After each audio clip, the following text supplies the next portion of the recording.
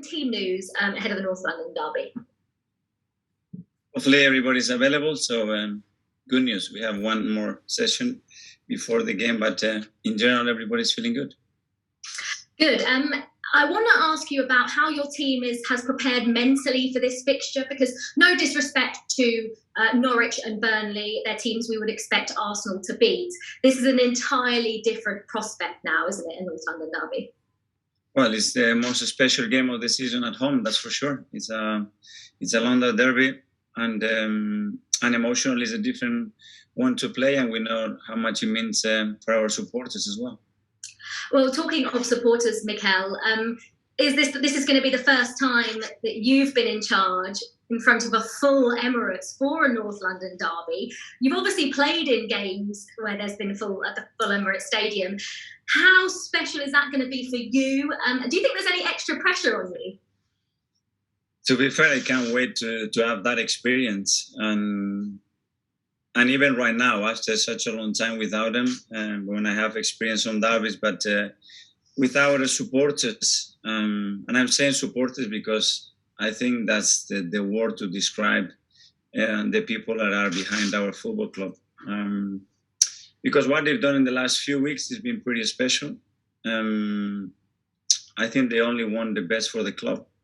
And it's very different to be just a fan. A fan and a supporter, I think, behaves in different ways. And what we have experienced in the last two games is pretty unique and is related to our history.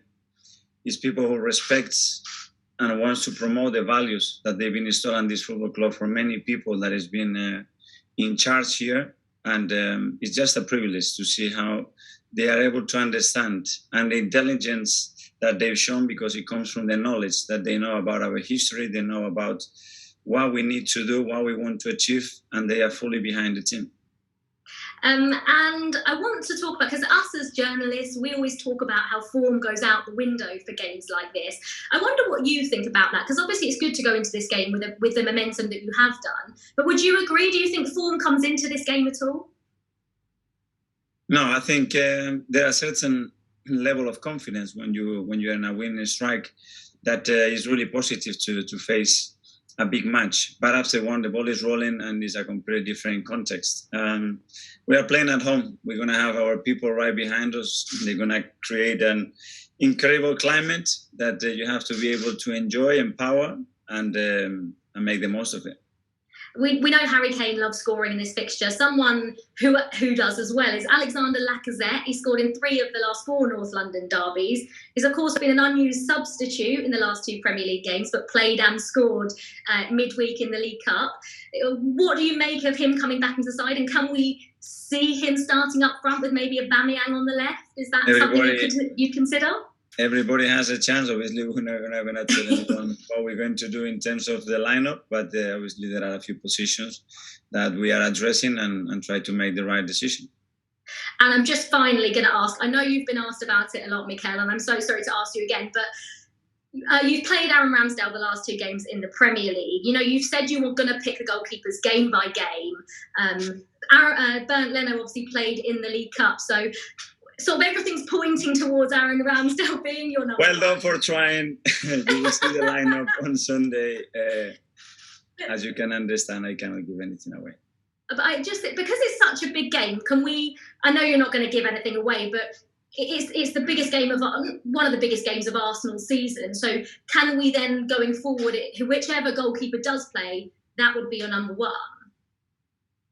It's one more game, a really important game, but we are in September, so still 8 or 9 months to go in the competition. Okay, perfect. Thank you, Mikel. Good luck. Come to Carvey from Sky in the room. Mikel, you were just very complimentary about the Arsenal supporters. Obviously, this game means so much to Arsenal supporters. How much does it mean to the players? Are they aware of what is at stake when Arsenal play Spurs?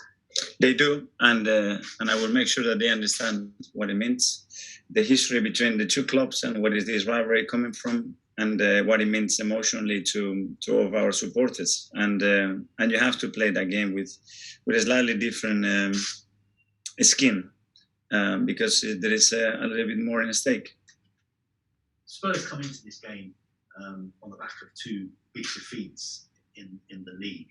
Is there ever a good time to be playing Spurs in the North London derby? As I mentioned, when the ball is rolling, I think we all forget where we are. We're just trying to compete to win that football match. It won't be any difference from them, and the both teams are going to try to win regardless, because they have the necessity. We have the necessity. We want to pick up the point. We know what it means for us this game, so I'm sure they will going to try our best. Obviously, Harry Kane is a player who's got an incredible scoring record in this fixture. He appears to be playing a little bit deeper in the past few months.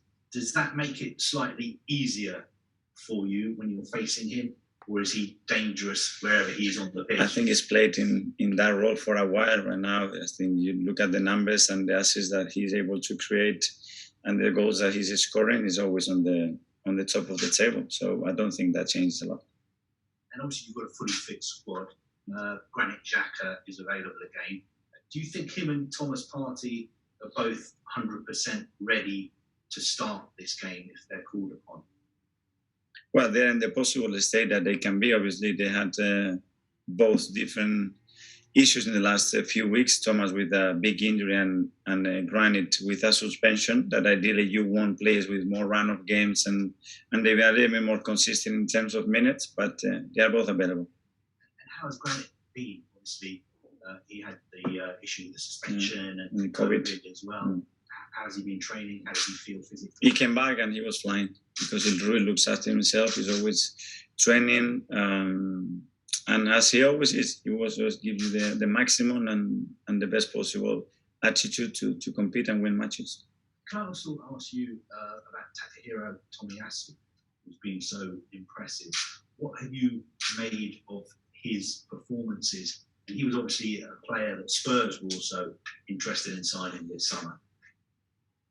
Well, I'm impressed more than the performance as well, the way he has settled and then the way he has gained everybody's appreciation, the way he is. And then, he had no time to prepare against Norwich and then a proper Premier League traditional game against Burnley with, I think he was exceptional and he had to go through some difficult moments because they really test you. And I think he did that with pride and the way he is, always fully committed and focused.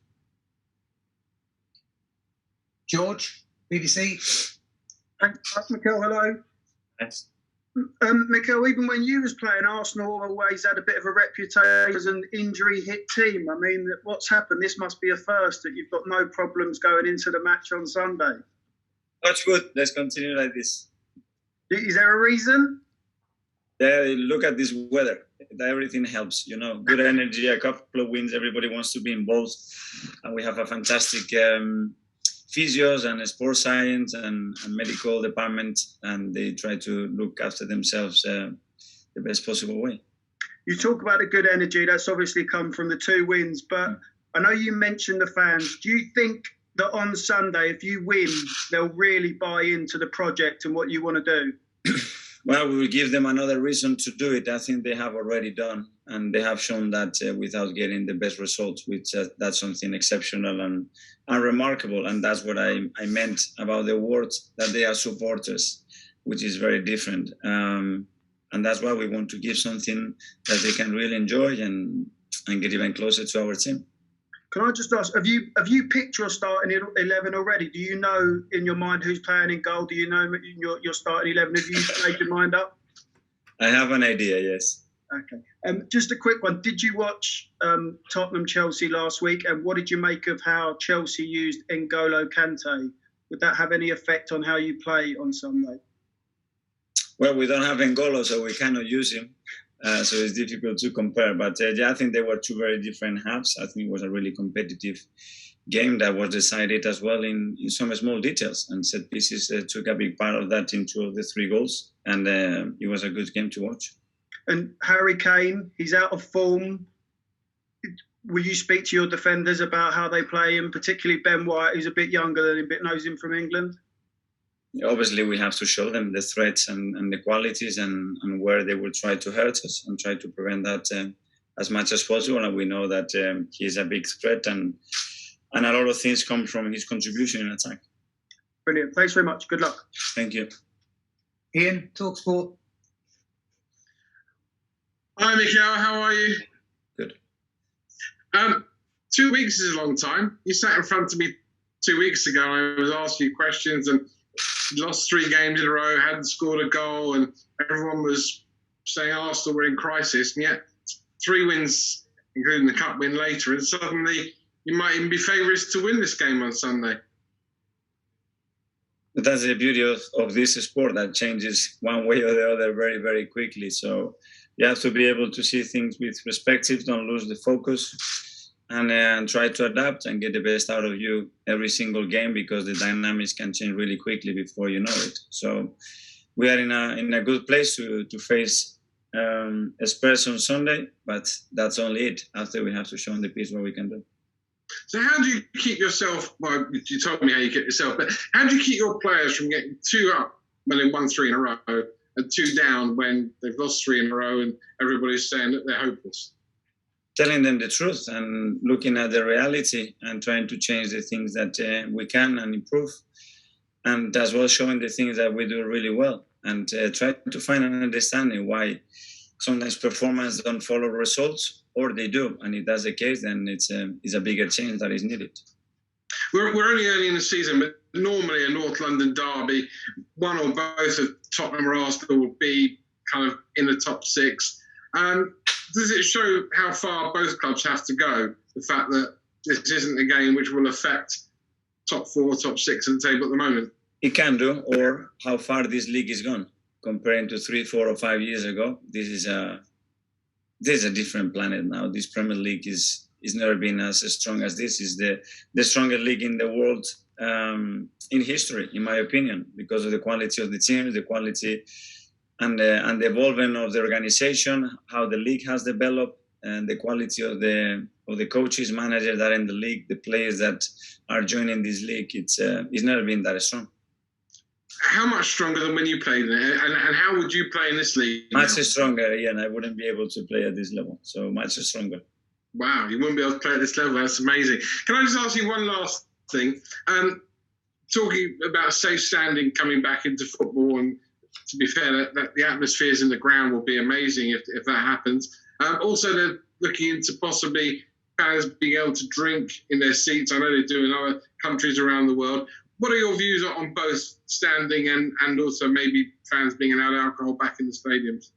I think any regulation that creates an atmosphere in the stadium that is safe for everybody can be encouraged. So we have authorities and we have processes that they have to determine that much better than us, because obviously we don't see a lot of things that are happening in the background. So if it's safe and encourages to enjoy the atmosphere in a different way, and they all agree with it, I think that can be discussed. Good luck this weekend. Thank you. Nick from Haters. Can you keep it tight, Nick? We're running out of time. Yeah, will do. Just a quick couple of questions about Oba, if I may. For the last time he played Tottenham at home, he was dropped, wasn't he, just before the game because of that lateness issue. Is that all behind him now, and how's he been since then? Well, that was just an incident that I had to make a decision, and I did on the day. And now I think I was in a different position. That didn't mean that it was in a bad position at the time. It was just an incident that we as a team have some ways of living together, and it wasn't the case. So we made a decision, and I think now he's been in really good form. I think the way he played at Burnley, even if he didn't score a goal, it was extraordinary the way he played for the team. So we are expecting him to do the same. I was going to ask about his scoring. Is it a concern? Because last season overall, and even this season so far, he's not getting quite the numbers in front of goal, is he? But he will, and he's generated the chances, and we have to generate more, and we have to put him through in more occasions, which we know how it's going to end up, and he's in good form. Is this the sort of big game that he should thrive in, that you look to him to get goals and hopefully sort of launch the season for him? You need a special moment, and details a lot of time decide this type of fixtures, and big players, they do normally. So when they step in and they are able to do that for the team, normally the outcome becomes really positive. Just a final question, because I know we're tight for time. There's talk of maybe Laka getting a chance to play. I'm just worried about his future. If he does not sign this contract, he's free to talk to new clubs in January. Will you have to sell him if he doesn't sign a new deal? We discussed that internally. We discussed that with him. It's a long season ahead of us. Anything can happen. Everything is open. He just needs to focus on performing and contribute to the team like he always does. He's a phenomenal character. He's somebody that is always pushing, and it has a real interest to help the team, and that is not going to change. And after, we'll see what happens. Thanks. Best of luck Sunday. Cheers. Thank you. Thanks, Nick.